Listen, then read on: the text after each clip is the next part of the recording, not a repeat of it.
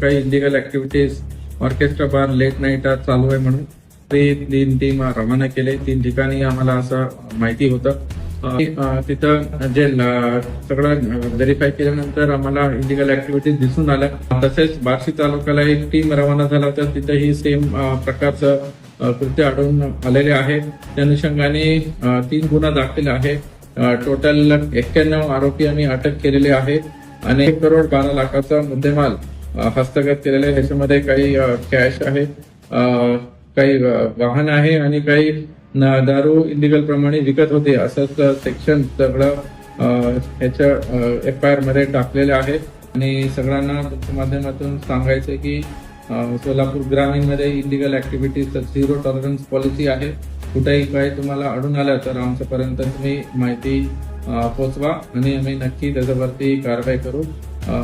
Ladies dance bar असतील या कुठं लॉजमध्ये प्रॉस्टिट्यूशन चालू आहे आणि महिला सुरक्षाबद्दल आम्ही खूप सिरियसली घेतलेले आहे.